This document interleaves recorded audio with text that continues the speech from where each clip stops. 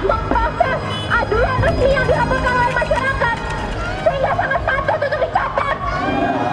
Catat Jaksa Agung Burhanuddin. Selamat siang semuanya. Di sini nama saya Kate Victoria Lim. Di sini saya selaku anak dari pengacara Alvin Lim. Saya membuat video ini karena saya ingin masyarakat tahu bagaimana penegakan hukum yang sekarang ini di Indonesia. Seperti yang kalian tahu atau kalian tidak tahu, papa saya sudah 3 kali dikriminalisasi. Yang pertama itu pas tahun 2008, dia dituduh menculik saya. Padahal saya anak kandungnya sendiri.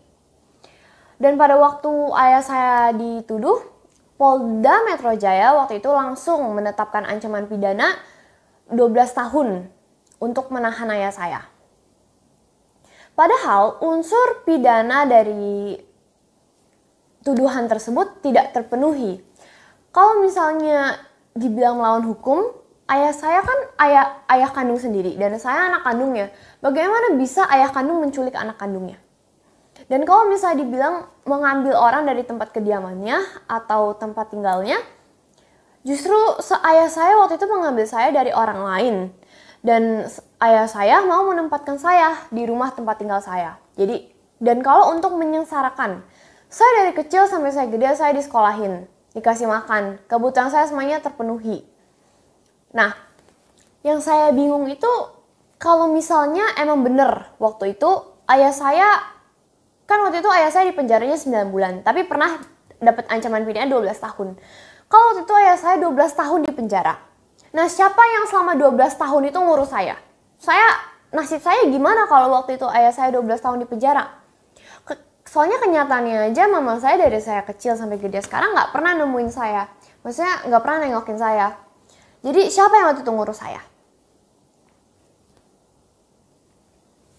Dan tapi pada waktu itu, walaupun ayah saya tahu kalau dia itu lagi dikriminalisasi oleh oknum, dia menjalani proses hukumannya dengan tertib, ya, nggak menimbulkan keributan. Karena ayah saya ini memiliki jiwa yang besar. Maka sekarang saya ingin bertanya,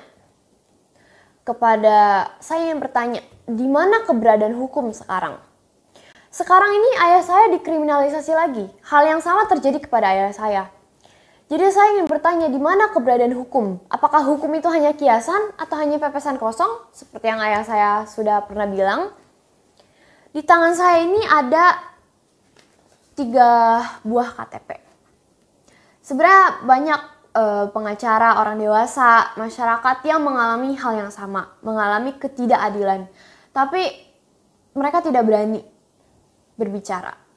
Tapi saya sebagai selaku anak kandung dari ayah saya harus berani berbicara. Saya harus menghilangkan rasa takut saya. Nah, sekarang di tangan saya ini ada 3 buah KTP. Kalau misalnya papa saya diduga memberikan alamat kepada Meli, dan Meli itu menaruh alamat papa saya di KTP dia, dan karena itu papa saya divonis 4 tahun 6 bulan, karena Meli menaruh alamat di KTP dia yang tidak semestinya. Dengan papa saya sudah mengizinkan ya, diduga. Padahal sebenarnya juga di BAP-nya itu disuruh sama penyidik, diarahin sama penyidik sebenarnya juga. Nah, sekarang ini saya ingin mempertanyakan. Kalau misalnya papa saya karena dugaan itu semua divonis 4 tahun 6 bulan, kenapa ini nih ya, jadi di tangan saya ada 3 buah KTP. KTP milik Jaksa Agung yang terhormat Burhanuddin. 3 KTP beda-beda semua datanya. Ini yang pertama nih. Ini lihat tahun lahirnya 1954. Tanggal 17 Juli. Terus yang kedua ini tahun 1960. Dia tempat tinggalnya di Jalan Ayub, ya tempat tinggalnya di sini tulisannya. Terus di sini ada yang 1959. Terus di sini tempat tinggalnya Jalan Pitanala. Kan beda-beda semua kan datanya. Nah, nggak mungkin kan dari tiga data KTP ini semuanya benar. Nggak mungkin orang punya 3 tahun lahir yang berbeda. Pasti ada dua salah, terus satu benar. Nah, Jokowi kan selalu bilang kan, Jokowi Bapak Presiden yang terhormat selalu bilang kalau misalnya ada yang salah, laporin aja. Kalau ada yang salah, yang nggak sesuai, ya laporin aja udah. Hormati hukum gitu kan katanya. Nah, papa saya ini sebagai warga negara yang baik udah melapor. Dia udah lapor ke Jamwas. Ini surat laporannya, udah laporin sama dia. Tapi nggak ditindaklanjutin. Papa saya lapor ke polisi. Nggak bisa, karena yang dilaporin kan Jaksa Agung. Nah, papa saya lapor ke etik sama Jamwas, tapi nggak ditindaklanjutin. Nah, jadi di mana hukum itu? Di mana asas equality before the law? Karena setahu saya, kita ini nggak boleh memandang orang. Semua orang ini sama di mata hukum seharusnya kan. Yang saya pertanyakan ini, di mana equality before the law-nya? Papa saya aja udah langsung ditahan, padahal belum terbukti kesalahannya. Di persidangan, di pemeriksaan perkara persidangan, nggak ada satupun bukti. Keterangan saksi nggak ada, keterangan ahli nggak ada, buktinya nggak ada. Kalau misalnya papa saya dibilang memalsukan KTP kan seharusnya ada yang aslinya sama yang palsunya, ini kan nggak ada juga. Dan belum terbukti dan masih proses kasasi, tapi udah langsung ditahan. Nah, sedangkan ini Jaksa Agung yang terhormat, Jaksa Agung Burhanuddin, dia ini kan udah ada bukti awal ya, minimal. Prosesnya ditindaklanjutin, diproses ya, diproses, dilihat benar atau salah. Kalau misalnya benar, ya diproses, lakukan sesuai sanksinya. Tapi kalau misalnya salah, ya udah lepasin. Tapi ini papa saya udah laporin ke Jamwas, sama sekali nggak diproses. Di mana ini hukum? Kenapa nggak diproses ini? Papa saya ini diduga dikriminalisasi karena ya dia terlalu vokal. Mungkin banyak oknum dari kejaksaan yang marah. Mereka merasa takut, merasa kesel karena papa saya banyak membongkar. Padahal papa saya ini punya banyak bukti tentang penyelewengan yang dilakukan oleh oknum kejaksaan. Baik itu tindakan koruptif, manipulatif, pelanggaran yang dilakukan itu papa saya punya banyak bukti awalnya sebenarnya. Nah, saya ini nggak nuduh kalau misalnya seluruh kejaksaan itu jahat atau tidak benar atau kotor. Enggak. Tapi kita nggak bisa menghindari di kejaksaan yang agung dan hebat pasti masih ada sampah yang harus dibersihkan. Nah, ini pertanyaan saya, kenapa nggak dibenahi? Saya minta tolong Bapak Presiden Jokowi yang terhormat, saya ini bukan yang mau memberontak. Justru saya ingin membantu, karena di sini udah ada 3 bukti awal. Dan jadi kalau berdasarkan asas equality before the law ya diproses lah. Kan Indonesia adalah negara hukum. Ini siapa yang membuat, siapa yang menggunakan, diproses sesuai dengan sanksinya. Ya kan? Kalau misalnya bersalah, ya diproses. Kalau misalnya tidak bersalah, ya udah lepaskan. Terlepas dari jabatan mereka, mau itu Jaksa Agung, mau presiden, mau rakyat biasa. Kalau misalnya salah, ya udah diproses.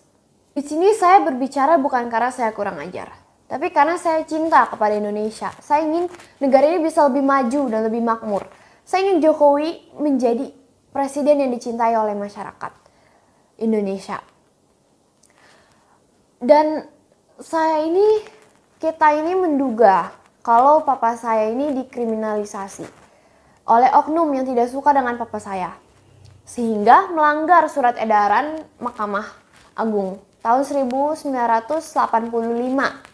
Di mana tertera karena sebelumnya papa saya ini di pengadilan negeri sudah bebas demi hukum, jadi masa penahanannya sudah habis. Dan seharusnya menunggu putusan inkrah MA. Tapi karena banyak ada oknum dari kejaksaan yang tidak suka dengan papa saya, maka dilanggar surat edaran MA tahun 1985 tersebut.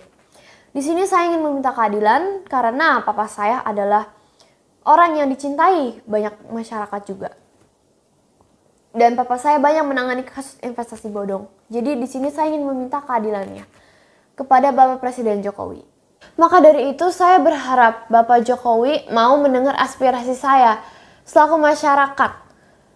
Dan ayah saya aja dia berani dan ikhlas menjalani hukuman penjara. Padahal putusan aja belum inkrah. Dan bukankah seharusnya Bapak Jokowi sebagai panglima hukum tertinggi seharusnya memerintahkan agar aduan resmi yang ayah saya ajukan mengenai dugaan KTP palsu Jaksa Agung Burhanuddin itu juga ditindaklanjuti dan diproses sesuai dengan hukum yang berlaku. Tujuan saya menyampaikan ini itu adalah agar Bapak Jokowi bisa menjadi presiden yang dicintai oleh masyarakat dan yang bisa bersikap adil dalam menegakkan kebenaran. Ayah saya ini sudah berkorban untuk menunjukkan bahwa adanya oknum yang dengan sengaja membuat surat berupa KTP palsu sehingga diduga melanggar pasal 263 dan 266 KUHP pidana ayat 1 dan ayat 2. Dan sudah seharusnya pemerintah itu menjalankan aduan resmi yang disampaikan oleh masyarakat. Di sini saya berharap Bapak Presiden Jokowi bisa bertindak tegas dan segera copot Jaksa Agung Burhanuddin, di mana diduga dia membuat KTP palsu yang dilakukan karena diduga untuk nikah siri dengan salah satunya dari Kejati, Jawa Timur.